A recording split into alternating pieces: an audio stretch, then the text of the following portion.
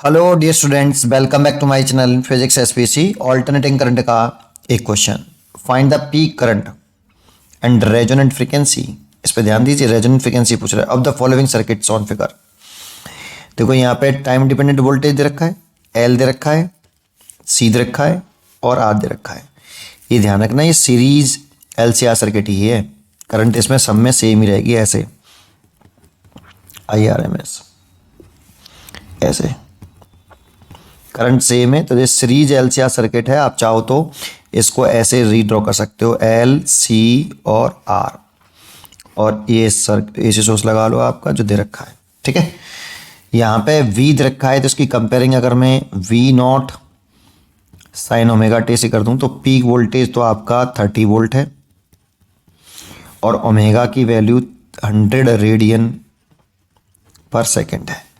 और हमसे peak current पूछी है सर्किट की, दैट मीन्स आई नॉट पूछा है बेटा। क्या पूछा है? आई आर एम एस नहीं पूछा, कि आई नॉट पूछा है। तो आई नॉट इज इक्वल टू होता है वी नॉट अपॉन जेड, ये होता है। क्योंकि I R M S is equal to V R M S upon Z. I R M S की value I naught by root two और V R M S की value V naught by root two, और ये Z जिससे cut गया तो ये वाली वैल्यू वी नॉट हमारे पास है 30। अगर हम जेड निकाल लें तो पीक करंट निकाल सकते हैं हम। ये पीक करंट हो गई बेटा, है ना। तो जेड निकालने के लिए हमें पहले एक्सएल निकालना पड़ेगा। तो एक्सएल की वैल्यू तो होगी एल ओमेगा। एल तो है 100 इंटू 10 की पावर -3 और ओमेगा 100 है। तो ये 10 की पावर 1 2 3 जी कट गई और 10 ओम बचा। तो एक्सएल तो आ गया 10 ओम। एंड एक्सी निकाल लें बेटा, 1 अपॉन ओमेगा सी, 1 अपॉन 100 और सी की रखिए 100 और 10 की पावर कितनी -6। तो 2 0 2 4 4 से कट गया 10 की पावर -2, दैट मीन्स ऊपर ले जाएंगे तो 100 ओम। तो एक्सी आ गया इतना। इसीलिए इम्पिडेंस निकालें सर्किट का, एलसीआर सर्किट का क्या होता है, आर स्क्वायर प्लस एक्सी बढ़ा है इसीलिए एक्सी माइनस एक्सएल कर लो, इसका होल स्क्वायर। आर की वैल्यू कितनी देखो, 120 ओम दे रखी है, तो 120 को होल स्क्वायर प्लस एक्सी में से एक्सएल घटा दो, 100 में से 10 गए तो 90 का स्क्वायर। अब इसको ऐसे लिख सकते हैं, देख क्या था ना, 12 इंटू 10 का स्क्वायर, इसे लिख लो 9 इंटू 10 का स्क्वायर, है ना। तो इस 10 का स्क्वायर बाहर निकाल लो बेटा।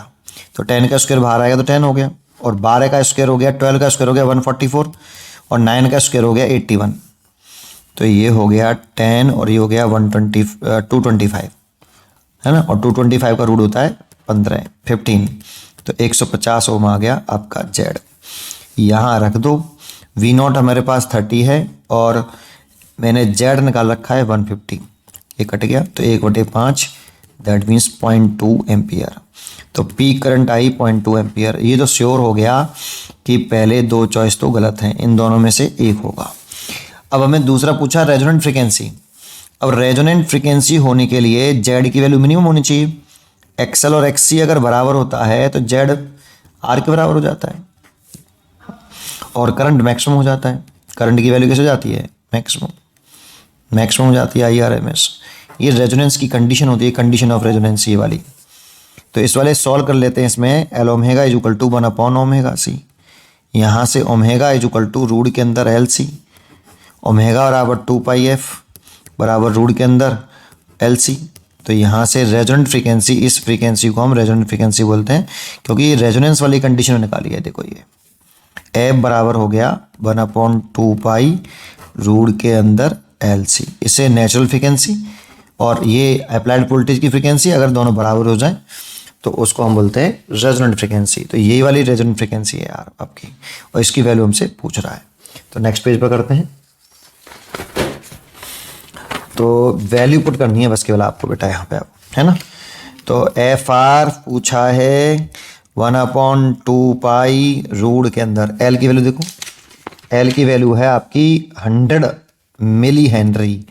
तो रूट लगा लो 100 इंटू 10 की पावर -3 और सी की वैल्यू भी 100 इंटू 10 की पावर -6 ये है। तो देखो 2 0 ये गई, 2 0 गई 4 और जहाँ से बची -2। तो 1/2π हो गया और रूट के अंदर ये माइनस के 5 हो गया है ना। तो इसे एक काम करते हैं 10 इंटू 10 की पावर माइनस के 4 लिख लेते हैं। वैसे एक्चुअल में रूट के अंदर 10 की पावर माइनस के 5 आ रहा है, तो अब रूट के अंदर 10 पावर के 5 आ रहा है तो इसे हम 6 करना पड़ेगा यार। ऐसे 10 पावर माइनस के 5 है ना बेटा, तो 10 इंटू 10 पावर के 6 करेंगे तो इसकी पावर प्लस के 1, तो प्लस 1 और माइनस के 6, तो माइनस के 5 हो जाएगा, प्लस करना पड़ेगा है ना। तो ऐसा क्यों किया बताता हूँ अभी। ये 2 पाई हो गया और ये रूट 10 जो होता है ना, रूट 10, ये रूट 10 जो होती है ये पाई की वैल्यू होती है, तो मैं इसे पाई मान लेता हूँ। और ये 10 की पावर माइनस के 3 हो गया, 10 की पावर माइनस के 3। तो देखो ये आप फिर दोबारा से देखो, इसकी वैल्यू पाई स्क्वायर हो गई और पाई का स्क्वायर कर रहे हैं तो ये 10 की वैल्यू हो गई बेटा, देखो ये। तो इसकी जगह पे मैं लिख सकता हूँ 1/2 इंटू 10 और ये हो गया आपका 10 की पावर माइनस के 3। इससे देखो ये कट गया तो 10 की पावर माइनस के 2 ऊपर गया तो प्लस के 2, that means 100/2, that means 50 hertz.